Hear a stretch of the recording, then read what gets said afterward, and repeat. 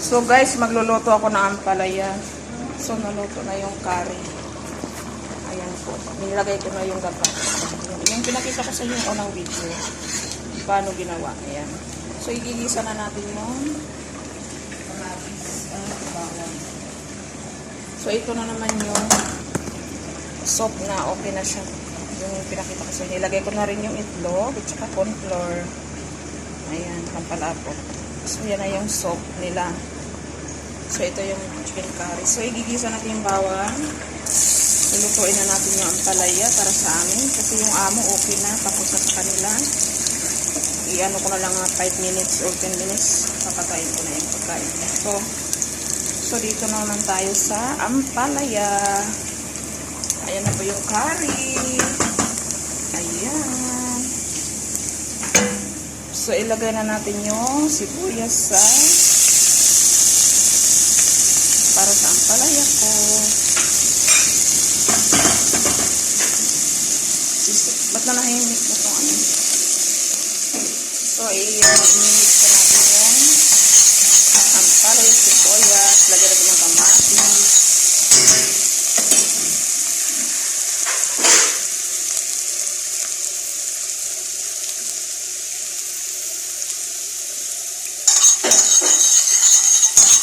Brownin na natin yung sibuyas, bawang, ilagay ang kamatis.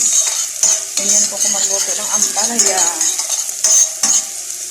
So yung soup okay na. Yan na yung soup. Saka yung chicken curry. So ngayon ilagay natin yung kamatis.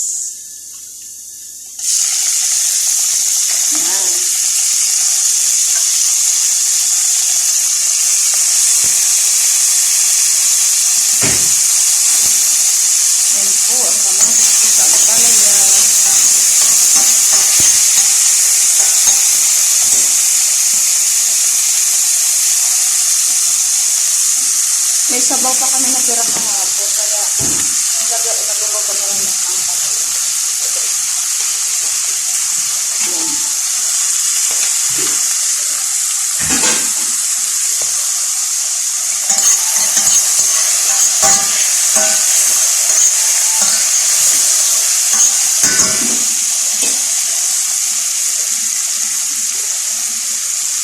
I-close natin yan.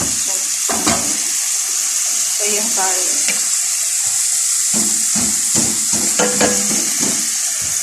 So yan na natin yung hindi na maganda yan. So yan na yung kamatis.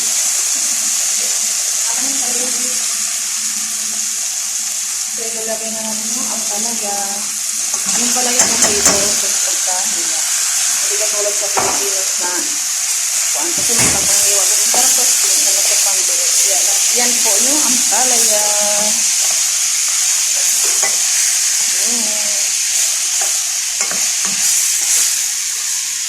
Guys.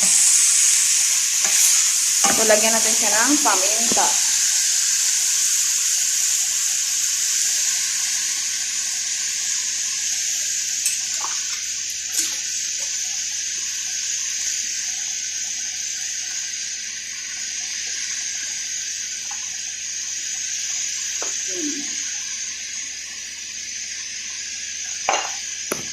Mix natin siya hanggang mamaya natin ilagay yung itlog.